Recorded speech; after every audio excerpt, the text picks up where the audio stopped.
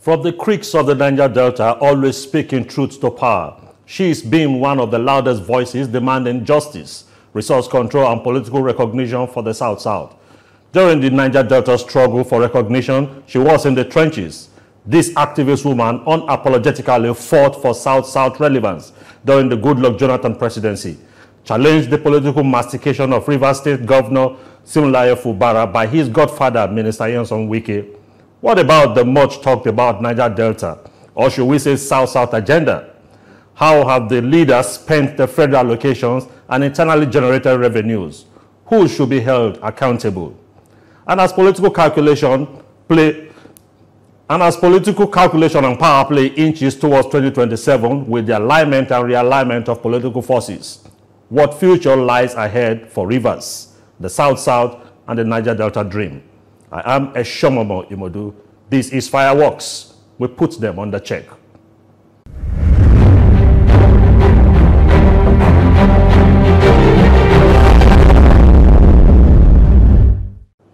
Comrade Annkio Briggs is a Niger Delta activist. She joins me in this conversation. Nice to have you join me today. Thank you. I appreciate it. Now, talking about the Niger Delta, let me start with Rivers State.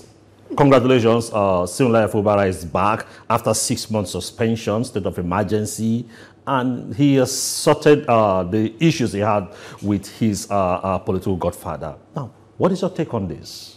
I don't know where the congratulation fits in, but I mean, I'm sure it fits in somewhere.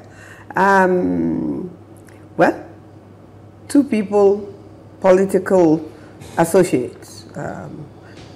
Personally, I do not see the governor of Rivers State as the godson of the former governor. That's just my opinion, because I don't believe in godfatherism in politics. But it does exist. Well, I don't accept it. I don't think we should have a godfather somewhere speaking to somebody's ear. I don't think it's proper, and so I don't accept it. But then, moving forward, we had a situation in Rivers State that we should never have had.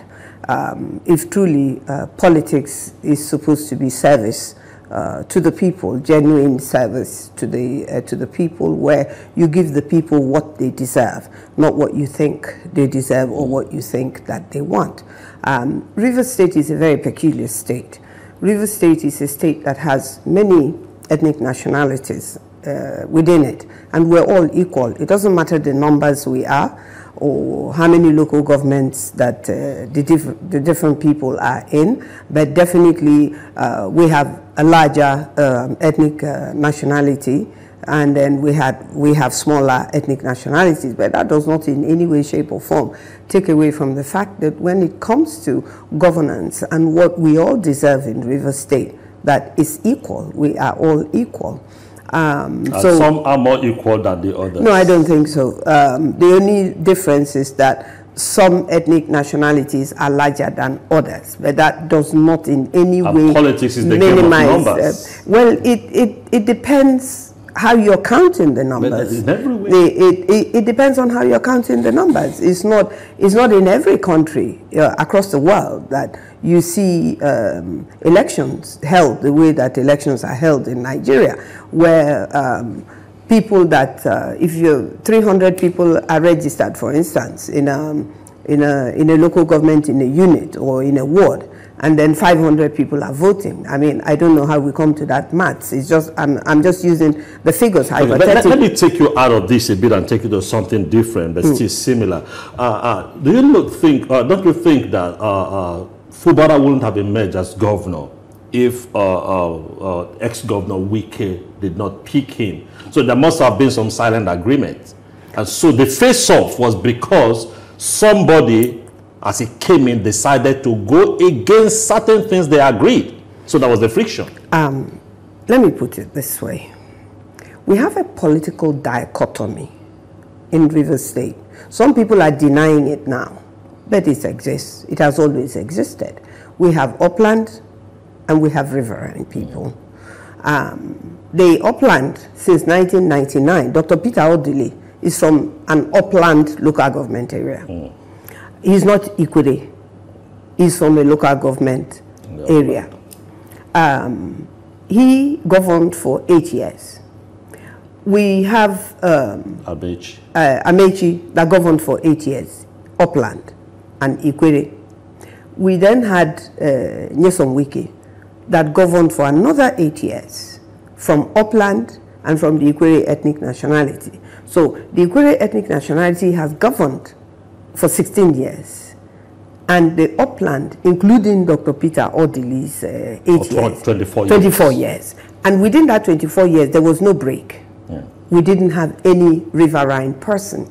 So it stands to justifiable reasoning that if you want to be politically fair and equity is to be seen to be carried out, then a riverine person should emerge. And Fubara is on the riverine. And Fubara is on the riverine. So. And now, Nyesom Wike, knowing that it has to come from the riverine after 24 years, there can be no argument, otherwise it will be most unfair and could bring problem in the state. So he himself knew that, and don't forget, Let me remind you that even Amechi knew that it was the turn of the riverine bets. He didn't make Wike. He didn't choose Wike as a governor. He didn't choose Wike as a candidate.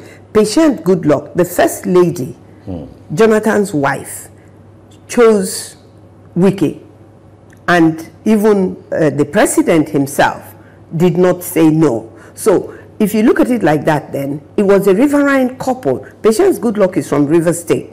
She's from major ethnic nationality, and she's from the Okreka clan. And so she fully supported Nyesom Wike. Okay, because of time, let's move fast to Fubara is back, and there was an agreement, and he's working with the House of Assembly that looks suspicious to his actions, and he's going to be working with the House of Assembly also that local governments that he did have inputs into the emergence. Now, do you think this man can really govern very well? Governor Similahi Fubara, when he came in as governor, seemed to us, and we then accepted, that he's a governor that can do the right thing. He was carrying out projects across River State, not just only in the riverine area or not just only in the upland area. He was carrying out projects across. And don't forget, he came in May 2023, and by October 2023, River State exploded politically. I mean, the State House of Assembly was burnt. And according to the investigation that according to the investigation, the structure was damaged. Being alleged to be behind it and being the one that did it are two different things. And if truly he is behind it, that's up to the police to decide, not you and I. I'm not within the police system, so I cannot accept that he is involved because I see no evidence. Now my question is, what role can the elders, because part of the crisis was because the elders formed camp instead of becoming unifying force in River State.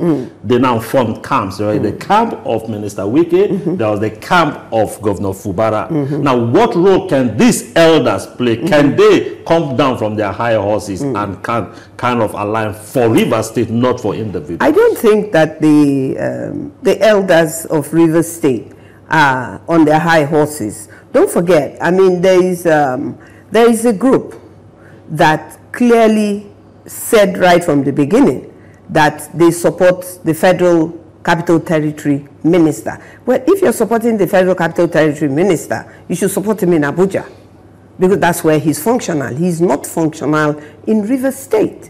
Now, there is also another elders group that was formed about 10 years or more ago in River State, of which the former Governor Ada George, the former Deputy Governor to Dr. Sir Peter Odili, is also in that group. Rear Admiral retired Fingersey is also in that group. APC members, people like Andrew Uchendu, who is an APC member, is also in that group. So it cut across. Now, what happened in River State, therefore, was that while the disagreement was going on between Fubara and Nyesom Wike, and you cannot use the people's patrimony to make an agreement between 2 people or 4 people or a handful of people. What happens to the other millions of Rivers State indigenes? But somebody agreed.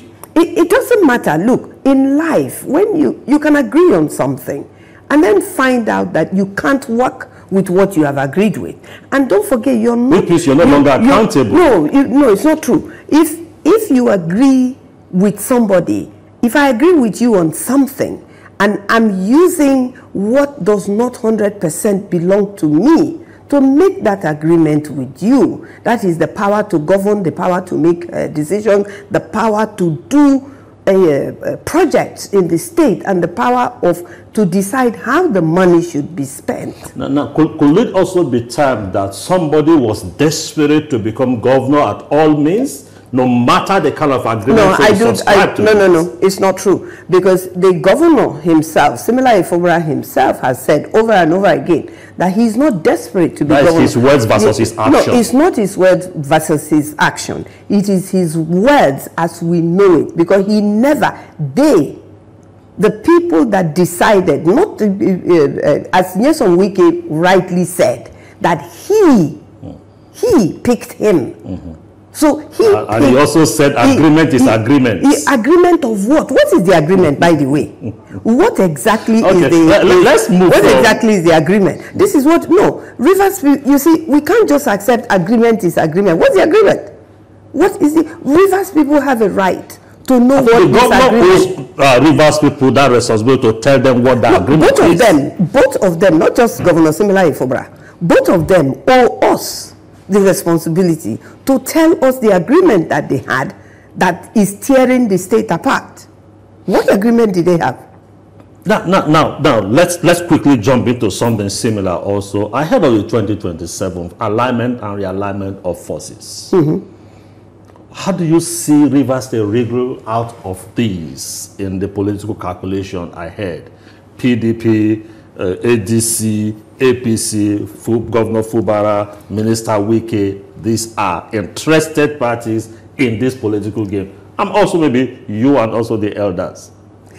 Sadly, the problem with politics in Nigeria and also in Rivers State is that the people who actually own the politics have left the politics to a handful of people to own the politics, and therefore the people constantly are the losers, whether it's a presidential election or whether it's governorship election, local government election. The people of Nigeria don't seem to have a say in whom they elect. Who will hold responsible for this? Personally, I want to hold the people responsible. Good. You know why? Because we are more in number. You said politics is about is game of number. We are more than them in number. So whether they carry the ballot box and run away, whether they push people down and take the ballot box, that is not the point. One man in the midst of 500 people cannot carry the ballot box and run away. Yes, they will be armed and they have guns. I too will run away if I see somebody who is armed and I'm going to vote. What am I voting for? If I'm going, I will not die in the process of voting, and I wouldn't expect anybody else to go and die in the process of voting. But the people must find a way to no longer accept this blatant mismanagement where the worst of us are governing the best of us in this. Politics is a game of interests. Well, you see, in the interest of who? It is us, the people, that are more important in this nation than the few who we are supposed to put in power. What is your interest in Governor Fubara?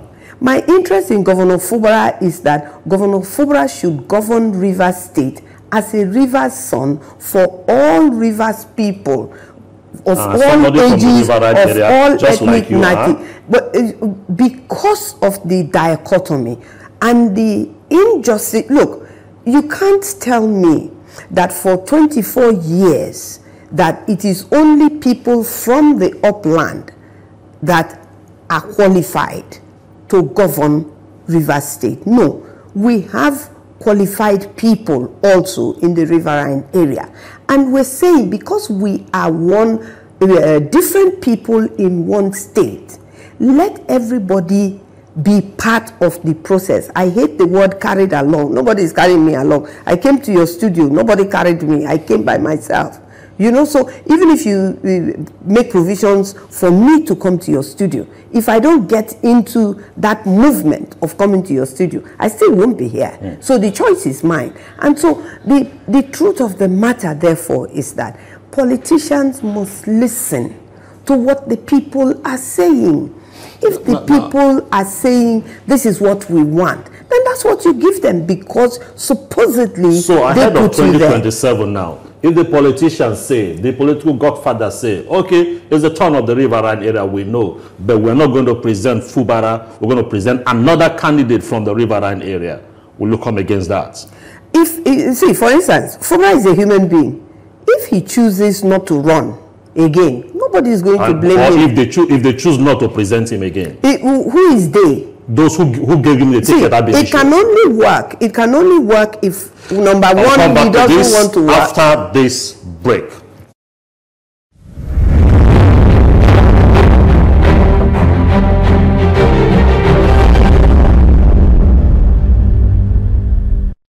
You're welcome back. If you just joined us, I've been speaking with Comrade Annkio Briggs on the issue of the Niger Delta at the South. Now, when we went on break, we were talking about the clean-up of the Ogoni. And Mr. President Tinubu is also showing some concerns. And he's talking about healing, because it's not just about the clean-up. The people have been traumatized. And he's talking about, look, we need to go beyond cleaning the environment. We need to heal up. Now, but this whole idea of the clean up started in 2011, about 14 years now, when the United Nations talked about $1 billion, and late President Buhari also, I think in 2014 also, officially launched the clean up. Now, what do you have to say about this? I think that's Yaradua, you mean. Buhari came in 2015. I mean, yes, exactly. Okay, let me round up on the issue before you went on break. All right. That issue was about whether Fubara is going to run in 2027 or is not going to run in 2027.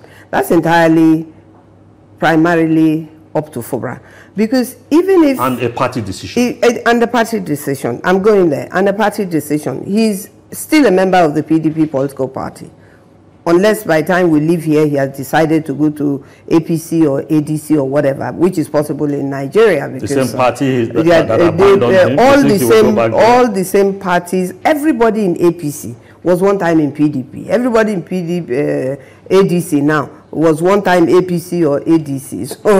So those are the issues. But if Fubara decides to run again, and the PDP political party, that is the day I am referring to, does not give him the party ticket, then there is nothing he can do apart from go to another party. So it's entirely up to him. But the fact is this: if he doesn't run, it means that there is still 4 more years for the riverine people, at least for 8 years. So it is either Fubara or another riverine person. So your argument is it must be a riverine person. It is just that it should be a riverine person, because the upland have governed for 24 years. It is unfair and it will be unacceptable to some people, and I am amongst those people, if we find ourselves in a situation where we are saying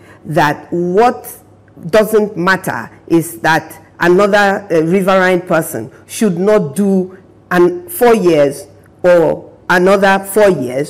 So by extension in Nigeria, you will still argue that it must still remain with the South, the presidency. Absolutely. It doesn't, I mean, it doesn't even when the North also feel that, look. No, the North has governed for 8 years, since 1999. The North has governed for 8 years with Buhari. Obasanjo governed for 8 years. 8 years. Jonathan governed for 6 years, 14 years. He governed for 5 years. Okay, he governed for 5 years. So he finished Yaradua's tenure. Then he went in for an elected position, which is another 4 years. So that's 5 years. Okay. Now, Buhari then governed for 8 years for the North. Now it's come back to the South. The South, it has ended up again with the Southwest, because so it now means that within the South, the Southwest, somebody from the South. Within the South, it must be somebody from the South. But it doesn't matter whether it's Southwest or Southeast or South-South, but it has to be from the South. That's just the justice and the fairness of it if we're doing politics of equity and justice in Nigeria. Okay, let's go into the issue of the Ogoni clean-up that the president is talking about. It's long overdue for us to have this clean-up. How do you think it can be best achieved? Okay, now, first of all, I am speaking with a level of knowledge and my own lived experience as a Niger Delta daughter who lives with pollution, and my participation in the environment, its cleanup, its devastation, in sense of like saying this place is devastated. I'm not part of the people who are making the devastation, but I'm part of the people who are fighting against the devastation. I've been doing this since 1998, so I have some level of experience. Now, the Ogoni devastation the damage is incalculable. The UN report said so.